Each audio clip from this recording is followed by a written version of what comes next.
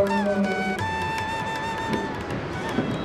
2015 साली आपल्या सुवर्ण महोत्सवानिमित्त एकत्र आलो होतो. काल एक छान मोठा कार्यक्रम केला होता. आज त्याला 10 वर्ष पूर्ण झाली आणि आपण आपला हीरक महोत्सवी कार्यक्रम शाळा हे करण्याचा आता आपण साजरा करण्यासाठी एकत्र आलो आहोत. तर जमलेल्या सर्वांचं स्वागत. आणि यापुढे आपण कार्यक्रमाला सुरुवात लगेच करूया. मी पहिल्यांदा आपला मित्र बर्वे याला बोलवणार आहे. तो आपल्या 10 वर्षाच्या वाटचालीसंबंधी थोडक्यात आपल्याशी बोलणार. आज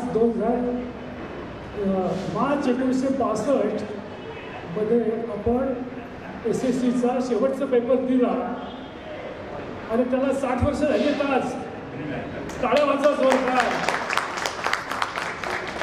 तर मार्च 1965 मध्ये आपण शेवटचा पेपर दिला आणि सगळ्यांचे निरोप घेऊन आपल्या घराकडे जात होतो.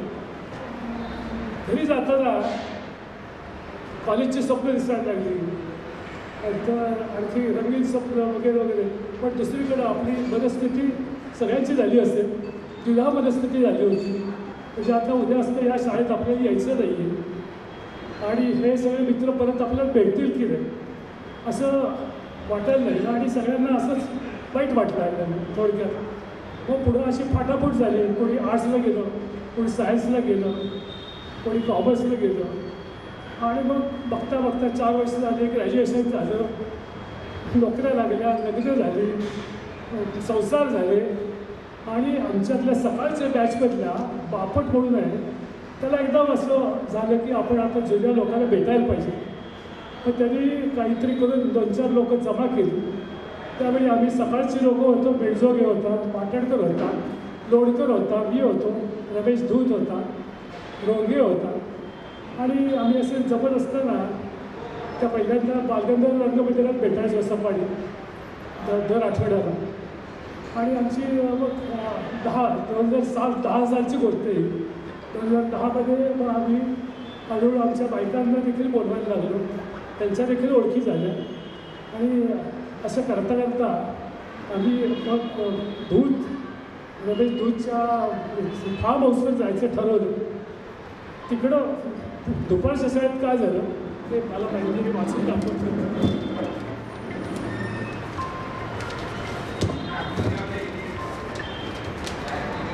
तिकडं दुपारच्या बॅचच्या सर्व मित्रांना भेटता की श्री पुरंदरे, अविनाश कुलकर्णी, प्रकाश बंदोटा, जीवन प्रकाश, सोन टक्के ही सर्व मंडळी त्याच तुम्हाला एकत्र भेटू लागली.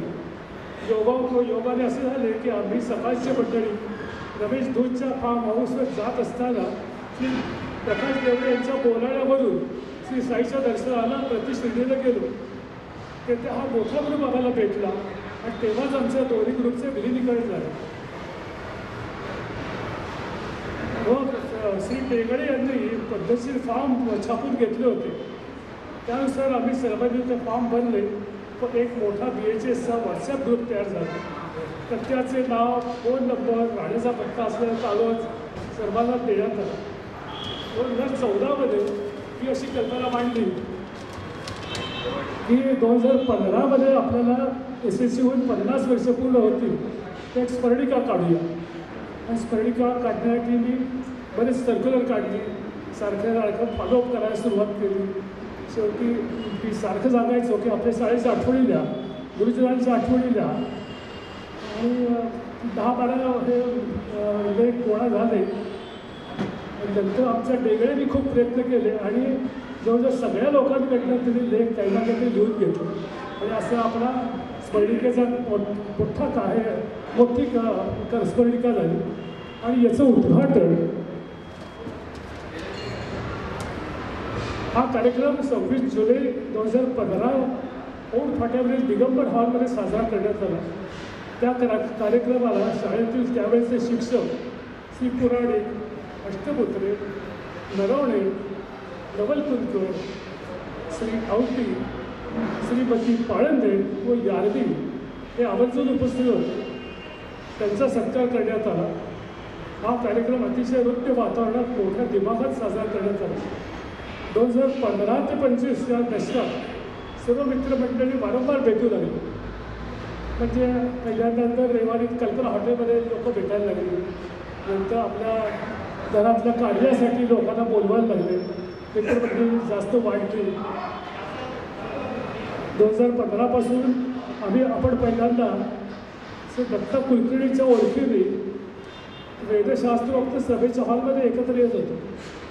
तर संध्याकाळी कार्यक्रम असायचा, त्याला लोक खूप कमी यायचे. म्हणून मग आमच्या सतीश शहानी हा फडके हॉल शोधून काढला आणि फडके हॉल झाल्यावर आम्ही इथं भेटायला लागलो. इथं भेटायचं म्हणजे काय की तर मग एकत्र यायचं. ज्यांचे वाढदिवस असतात तरी दुसऱ्या महिन्यात त्या लोकांनी कॉन्ट्रीब्युशन काढून सगळ्यांना जेवण द्यायचं आणि मग आपल्या नेहमीच्या गप्पा वगैरे असं असायचं. त्यामध्ये खूप पुढचं नियोजन पण आपण करत होतो. आपलं इथे यायचं सातत्य बघून फडकेंनी आपल्याला कन्सिडर रेटमध्ये उत्कृष्ट जेवण देतात. याच 10 वर्षात आपण दिवाळी मेळावा साजरा करू लागलो. त्या मेळाव्याला मात्र सपत्नीक यावे असे ठरले. त्या निमित्ताने बायकांच्या देखील आपापसात ओळखी झाल्या. प्रत्येक वर्षी 10-12 मित्रमंडळी एकत्र येऊन हा खर्च भागवला जातो. या मेळाव्यात बाहेरचे व्याख्याते, लेखक, एकपात्री प्रयोगवाले, गायक यांनी हजेरी लावलेली आहे. या सर्व कार्यक्रमांचे नियोजन, संयोजन श्री सतीश शहा, अविनाश कुलकर्णी, विनोद हनुमंते, दत्ता कुलकर्णी व प्रकाश देवळे हे करत असतात. या 10 वर्षात आपण पुढील मित्र गमावलेले आहेत. त्याच्यानंतर मी असं म्हणतो की मी नावं घेतो, सगळ्यांनी आपण उभे राहू. श्री डेगळे, तर उभे राहू.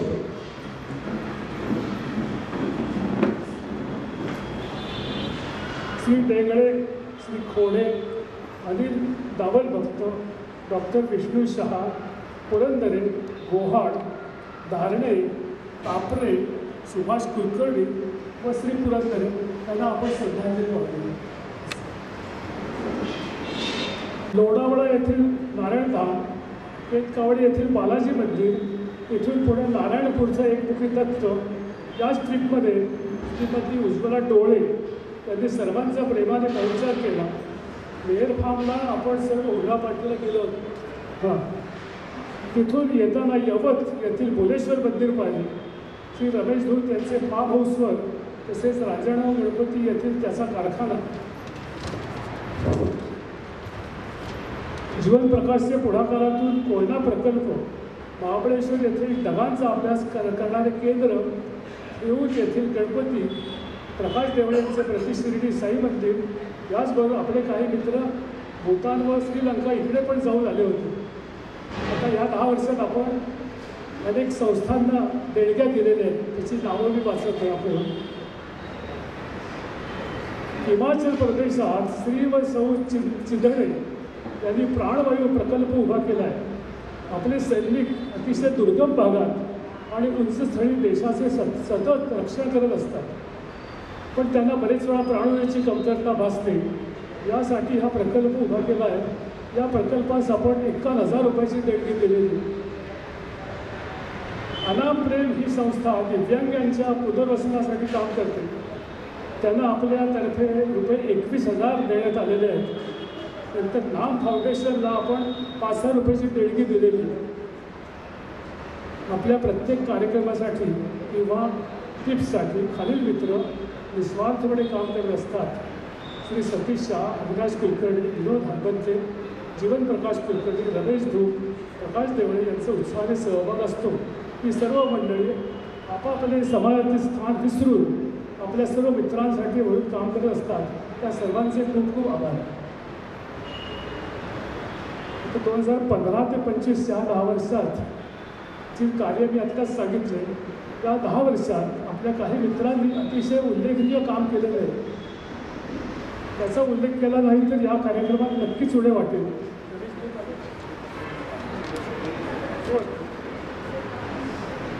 रमेश धूत अजून यायचं आहे, तर आल्यावर आपण त्याचा सत्कार करू. तर माणूस किती उदार असावा आणि आपल्या मित्रांसाठी काय काय तरी करावं याचं उत्तम उदाहरण म्हणून प्रकाश देवळे यांचं मी नाव घेतो. प्रत्येक दिवाळी मेळाव्यात आर्थिक पाठबळ देणारा, गाडी पाठवून साईच्या दर्शनाला बोलावणारा माजी आमदार श्री प्रकाश देवळे या.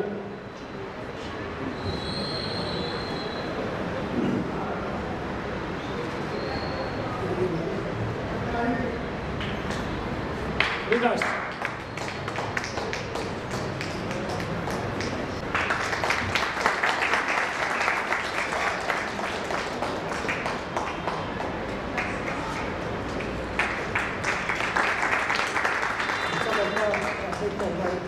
खूप आभार तुम्ही. आता रमेश देवले रमेश धूत आलेच नाही. आपल्या एक महत्त्वाचा सत्कार राहिलेला आहे. आपल्या ग्रुपचा एक थांबित तंबू ज्याच्यामुळे आपण 10 वर्ष सतत भेटतो. प्रत्येक कार्यक्रमात मंथली मीटिंग असो किंवा ट्रिप असो किंवा दिवाळी मेळावा असो, जीव लावून काम करणारा, अशी बरीच कामे सातत्याने न कंटाळता करणारा सर्वांचा आवडता मित्र सतीश शहा या.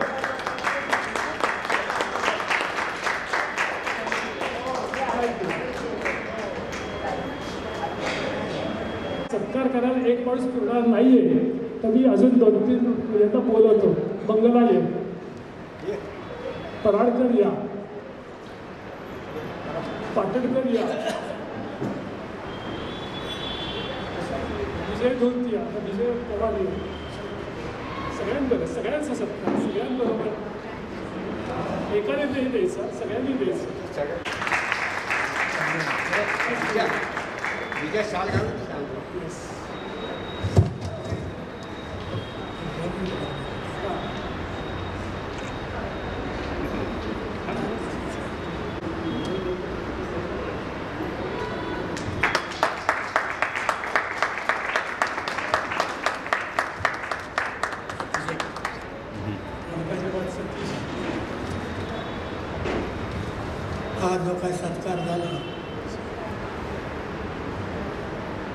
हा जो काय सत्कार झाला तर मग मी माझ्या एकट्याचं समजत नाही. माझे सवंगडी आणि विशेषतः अविनाश कुलकर्णींनी, विनोद हनुमंते या प्रत्येक दोघांनी आणि बाकीच्यांनी दिलीच, पण विशेष करून या दोघांनी जी मला साथ दिली त्या साथीबद्दल त्यांचे धन्यवाद. आणि हा सत्कार माझा एकट्याचा नसून या सगळ्या लोकांचा आहे हे सगळ्या माझ्या मित्रांनी लक्षात ठेवलं. परवा नुमियो 62चा अंक मी पाहिला, त्याच्या वर्षी अंक काढतात. नुमियो 62चा अंक त्यांनी असा काढला आहे, त्याचं टायटल असं आहे नुमियो 62ची 62, म्हणजे 62 वर्ष त्याला झाली आहेत हा ग्रुप स्थापन करून. तसं मी म्हणतो की आपण आता 1965ची 65 साजरी करूया, अजून 5 वर्षांनी असाच मोठा कार्यक्रम करूया. आणि आशा आभार आहे आपण असाच अमृत महोत्सव पण साजरा करू ही दुर्लभ मी आशा व्यक्त करून मी हा लेख संपवतो. धन्यवाद. रवींद्र भांगावकर आमच्या एका कार्यक्रमाविषयी बोलणार आहे, जे आम्ही करोना काळात आमच्या वयाच्या ह्याच्यात जे गेलो त्यात तो सहभागी होता. त्यासंबंधी तो म्हणला मी बोलतो एक 10-5 मिनटं म्हणून तो बोलतो. त्यामुळे असं आणि बोलणं भाषण नाही, थोडंसं अनौपचारिक गप्पा असं थोडंसं असेल.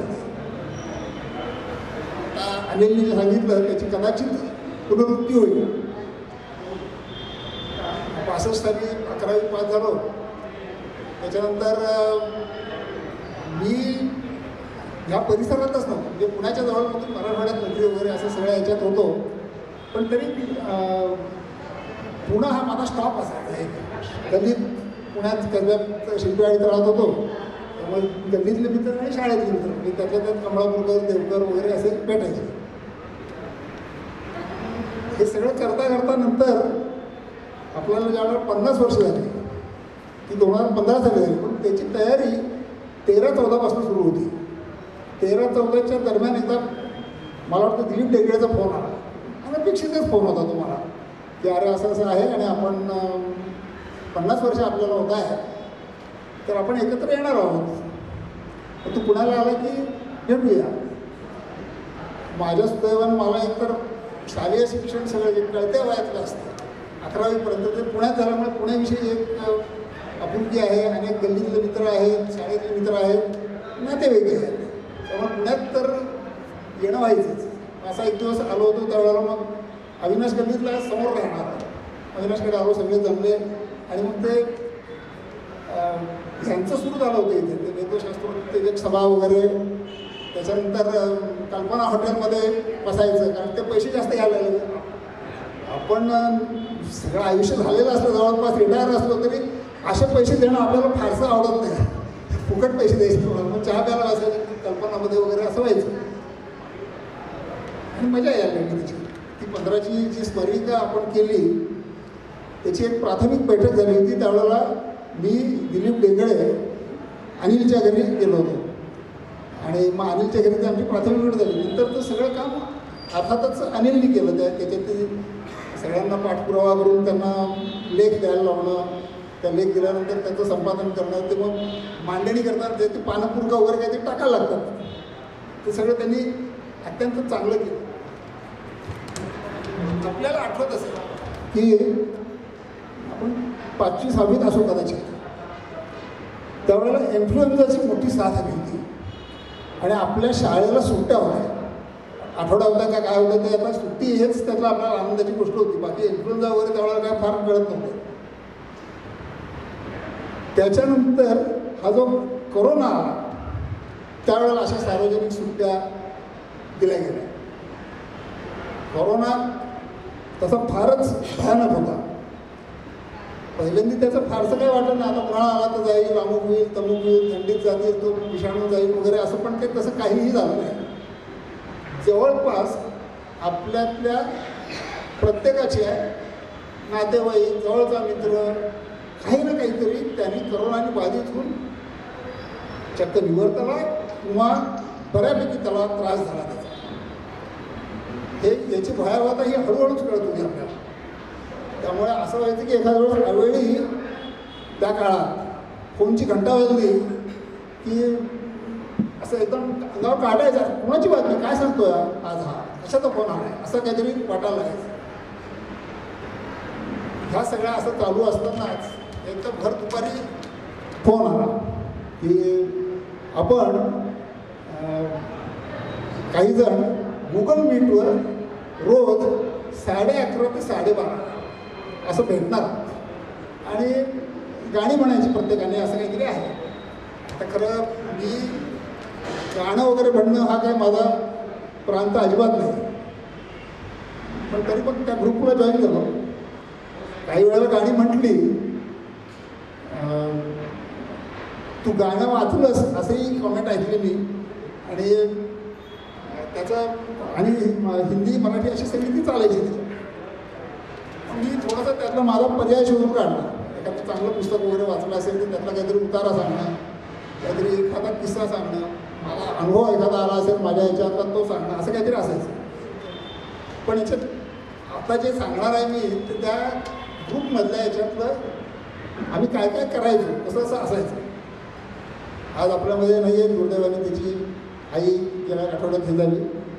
तो गझल सम्राट विनोद हनुमंते, आपला भक्तिगीते म्हणणारा मोरेश्वर टेंबे,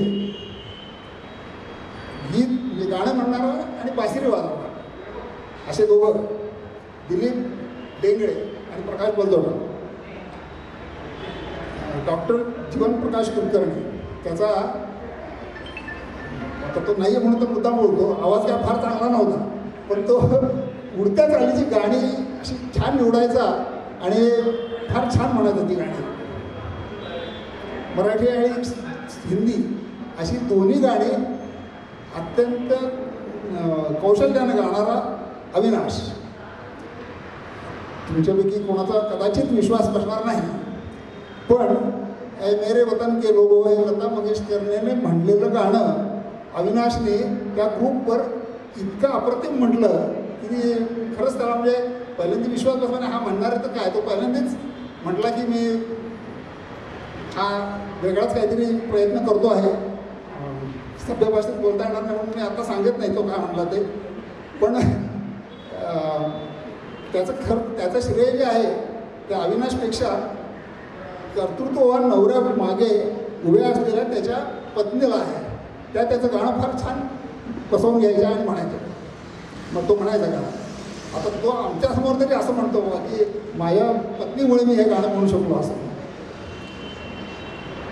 रमेश धूत आज का आला नाही अजून कळत नाही. हे खरं वेगवेगळ्या स्टाईलमध्ये आणि काही वेळेला साधीने गाणं म्हणायचं. आपल्याला मागच्या वर्षी मला वाटतं आपण कार्यक्रम केला त्यावेळेला त्याने असंच काहीतरी असं पाय न हलवता नाचला तो स्टेजवर. अनिल दावाल होतं त्याला प्रति तलत मेहमूद म्हणायचे. त्या ग्रुपमध्ये नंतर थोड्या वेळाने सुरेश सिन्नरकर आला. सुरेश सिन्नरकर कायम मला येत नाही रे पण तरी खूप छान गाणी म्हणायचं. आरोग्याच्या अनेक तक्रारी होत्या आपल्या विष्णू शहाच्या. तरीही सर्वांना दैनंदिन जीवनात आयुर्वेदातील काही महत्त्वाच्या गोष्टी विष्णू शहा सांगायचा. कदाचित आपल्याला त्याच्याशी जवळून परिचित असेल त्यांना माहीत असेल. विष्णू शहा हा खूप एका अर्थानं नामवंत वैद्य होता. अनेक सेलिब्रिटीज त्याचे पेशंट होते आणि तो त्यांच्यावर उपचार करायचा. शंकर महाराजांचा भक्त होता. आम्ही जे 10-12 जण होतो त्यातल्या त्यात गाणं कळणारा आणि म्हणता येणारा असा दत्ता हा एकमेव होता. दत्ताला गाणं म्हणता यायचं, गाणं कळायचं, कुठल्या रागातलं आहे ते कळायचं. त्यामुळे आमचा गाण्याचा सगळा कार्यक्रम संपत आला की भैरवी म्हणायचा मान हा दत्ताचा असायचा. म्हणजे ते सहसा होत नाही आपलं एकमत, पण ते दत्ताने म्हणायचं असं आमचं सगळ्यांचं एकमत होतं. त्यामुळे दत्ता तो म्हणायचा. आपला एक मित्र चित्रपटगृह व्यवस्थापक होता, थिएटरचा मॅनेजर. आता तो कसा आहे, तो आहे खुशूभाई, त्यामुळे तो तेवढंच एक करत नसेल, दुसरेही काही उद्योग करत असणार. आणि मग त्या व्यवसायात त्याला या शब्दाला सार्थ करणारा चित्त चक्षु चमत्कारी असे अनेक किस्से त्यांनी सांगितले. त्या सगळ्या याच्यात गाणंही म्हणायचा, पण ते असे त्याचे किस्से इतके भन्नाट असायचे त्याचे. आणि तो गाणी म्हणायचा. आपल्या सगळ्यांना आता तो नीट ठेवणारा आहे तो आहे. आता आम्ही 10-11 जण समवयस्क जमले की कोणाची तरी जीभ काही वेळेला जराशी सैल सुटायची. आणि मग हा आपण आपल्यापैकी प्रत्येकाने तो कोणाला तरी झापताना ऐकलेलं आहे असं व्यवस्थित झापायचा की मग ग्रुप जरा पुन्हा सगळ्या माणसांचा आहे असं वाटावं अशा पद्धतीने चालायचं. आपल्या ग्रुपमध्ये नंतर जॉईन झाला होता. या ग्रुपमध्ये जसा सुरेश सिन्नरकर थोडा नंतर असं पांडुरंग दलाल नंतर जॉईन झाला. पांडुरंग दलाल ज्याला काय कीबोर्ड काहीतरी कॅशिओ सारखं काहीतरी असतं ते वाजवतो. त्याला नेमकं काय म्हणतात तर माहीत नाही, पण ते वाजवायचं, चांगलं वाजवायचं. तो पहिल्यांदा का नाही जॉईन झाला तर तो कुठल्या तरी एका कंपनीच्या डायरेक्टर बोर्डावर होता आणि मग त्याला ती वेळ सोयीची नसायची, त्यामुळे तो जॉईन झाला. पण तो जर जॉईन झाला नाही आणि डायरेक्टर बोर्डावर असला तर डायरेक्टर बोर्डावरचा माणूस म्हणतो आपण जरा विचकून असो, मोठा माणूस आहे अमुक तो, पण असा तो वागताना कधीही कोणाशी डायरेक्टर बोर्डावरचा आहे अशा पद्धतीने कधी वागला नाही. सगळ्यांशी तो चांगल्या पद्धतीनेच वागत राहिला. आज आपल्यामध्ये नसणाऱ्या या विनोदला आज आला नाही आईच्या याच्यामुळे त्याला सरकार उगत म्हणते. आपल्या मागच्या स्मरणिकेतला त्याचा लेख वाचला तर त्याचं कर्तृत्वही तसं आहे आणि त्याचा प्रवासही अत्यंत कौतुकास्पद आहे. तो शोधून शोधून गजला म्हणायचा, विनोदी किस्से सांगायचा. आपला मोरेश्वर टेंबे अत्यंत श्रद्धाळू आहे. भक्तिगीते तर म्हणायचा, पण सुनील फडकेंची गीतेही म्हणायचा. आता मी थोडंसं त्याला कदाचित आवडणार नाही, पण मूळ चाल माहीत नसेल तर तो स्वतः चाल लावून ते गाणं म्हणायचं. आणि मोरेश्वर हे आता लढपणे घेईल असं मी समजतो.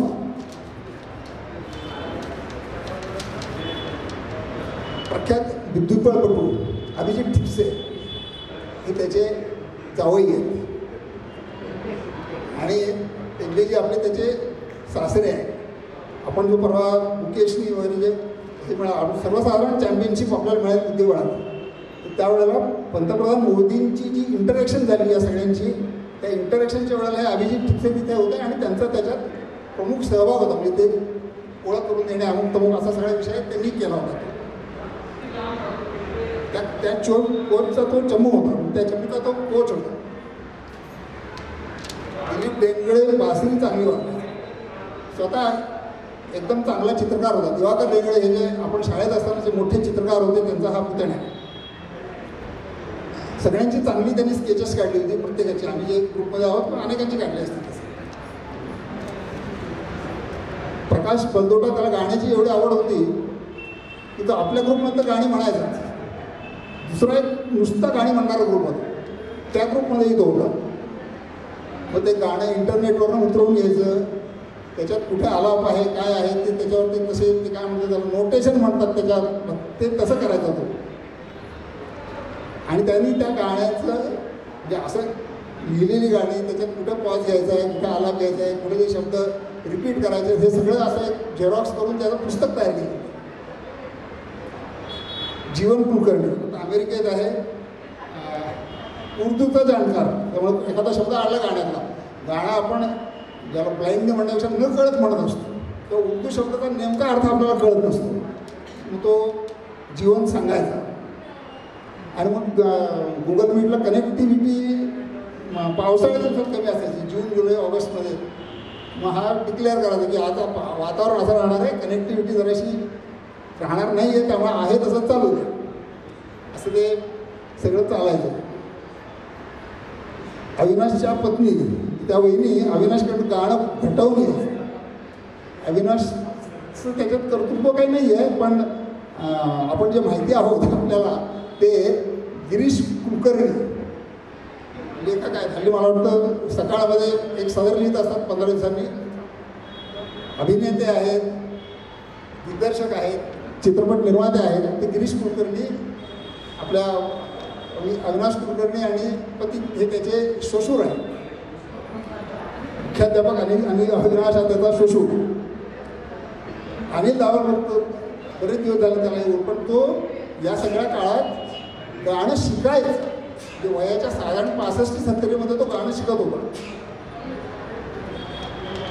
रमेश दूध आपल्या ग्रुपचा नियंत्रण होता, तो गाणी म्हणायचा आणि मग सगळ्यांचं कौतुक आहे करायचं. असं करायला लागतं. म्हणजे आता कसं एकमेकांचं कौतुक, तुम्हारी बी जय जय हमारी बी जय जय असं चालतं, तसं तो करतो. सगळ्यांचं कौतुक करायचा. म्हणजे अगदी माझ्या गाण्याचं त्यांनी कौतुक केलं, अरे तू प्रयत्न केला तर तुला चांगलं म्हणता येईल, आता त्यातल्या तू प्रयत्न करू नकोस हे समजलं मला.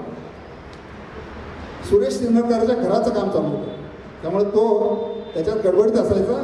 पण मग त्यांनी लक्ष घातल्याने घर लवकर झालं असं आपण गृहीत धरू, असं म्हणूया त्याला. आपला सतीश खऱ्या अर्थाने अनुभव समृद्ध आहे. चित्रपटांचे प्रीमियर शो, चित्रपटाच्या तिकिटासाठी त्यावेळेला हल्ली सारखं आपण आपल्या सगळ्यांना माहिती आहे की थिएटरमध्ये जाऊन बघणं हाच सिनेमाचा हे असायचा. घरी तो कॅसेट आणून बघणं असं काही कधी व्हायचं नाही. पण मग त्यासाठी येणारी दडपणं वगैरे हे सगळं त्यांनी उत्कृष्टपणे सांभाळलं. त्यातला थोडासा एक हे म्हणजे वसंत टॉकीजमध्ये तो मॅनेजर होता. अजूनही वसंत टॉकीजमध्ये तो गेला की त्याचा एका प्रकारचा वट आहे. म्हणजे इतकं चांगलं काम त्यांनी तिथं केलेलं आहे. असं सगळ्या हाताखालच्या मंडळींना सांभाळून चांगलं काम करणं हे सोपं नसतं. आमच्या नाशिकला एक रेजिमेंटल थिएटर म्हणून आहे, तिथे तो कन्सल्टंट म्हणून यायचा. अशा अनेक गोष्टी आहेत. आता काय व्हायचं त्यावेळेला की घरातच बसायला लागायचं. तो जाता येतो अगदी तुमच्या बिल्डिंगच्या परिसरात सुद्धा जाणं काही सोपं जाता येतो, घरातच बसायला लागायचं. आणि मग ऐकताना जरा बरं नाही वाटलं तरी नवरा बायको एकमेकांचं डोकं किती वेळ खाणार. कोणा दोघांपैकी कोणाला बाहेर जाऊन एक 5-2 तास फिरून डोकं शांत करून यायची त्यावेळेला सोयच नव्हती, घरातच बसायला लागायचं. त्यामुळे हे जो हा जो ग्रुप चालला होता त्या ग्रुपचा एवढा चांगला उपयोग झाला.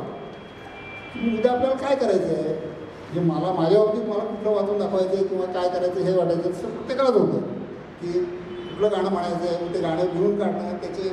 कारण बाकी दोघं तिघं जण गाण्यात तज्ज्ञ होते. ते काहीतरी सांगायचे, अरे तू चुकलायस बरं का, तू असं म्हणतोस बरं का, असं काहीतरी व्हायचं. नंतर त्याच्यावरती चर्चा व्हायची. ह्या सगळ्या याचा एका अर्थानं खूप चांगला परिणाम आहे. आणि हे रोज असायचं ना. म्हणजे उद्या आपल्याला काय करायचं आहे ते आज याचा विचार करा. तास 2 तास त्याच्यात अगदी त्याच्या सहजपणे जायचे. समजा दत्ता एखाद दिवशी नसेल तर मग शेवटची भैरवी जी व्हायची ती दुसरंच कोणतरी म्हणेल. मग बायको विचारायची, आज तुमचा दत्ता नव्हता की काय, गाणं दुसरंच कोणतरी म्हटलं आहे.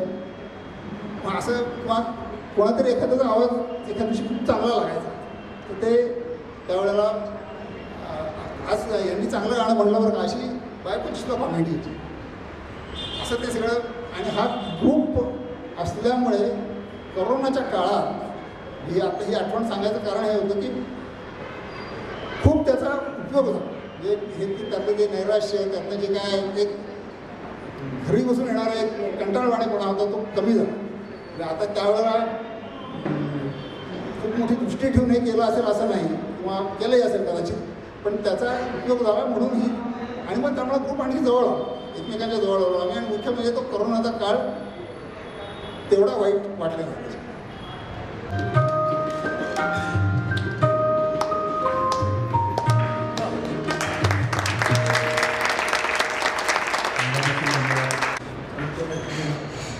एक छान गाण्याचा कार्यक्रम आपण ऐकला. सर्वांना आवडला असेलच, कारण आवडेल याची खात्रीच होती. खूप छान त्यांनी सादर केलं आपल्या वेळचे गाणी सगळी. कुठलंही नवीन गाणं त्यात घेतलं नाही. एक छोटासा सत्कार आपल्या मित्राचा करायचा राहिला. रमेश धूत उशीर आला, त्यासाठी मी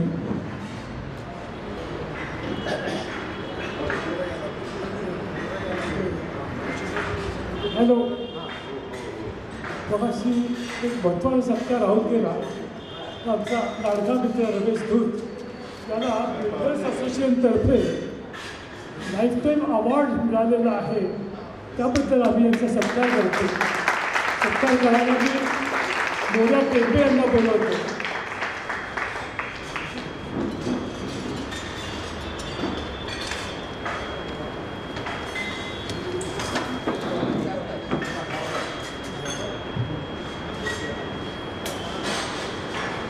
रमेश धूत.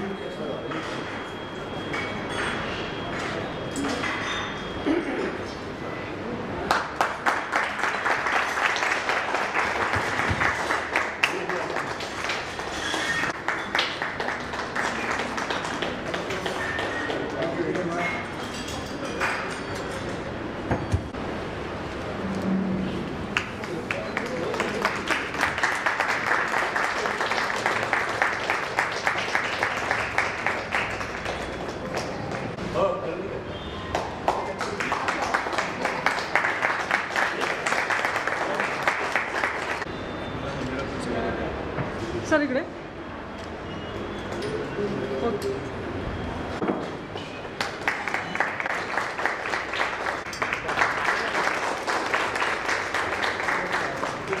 उत्सवानिमित्त एक शील्ड आपण तयार केलं आहे, ते तिथे ठेवलं आहे. जेवण झाल्यानंतर आपल्या नावाचं शोधून तेवढं शील्ड घेऊन जाणं हे प्रत्येकाची जबाबदारी असेल. ती आता वाटत बसत नाही सगळ्यांच्या समोर. तेवढी शील्ड आपण घेऊन जावं अशी सर्वांना नम्र विनंती आहे. सर्वांना आभार.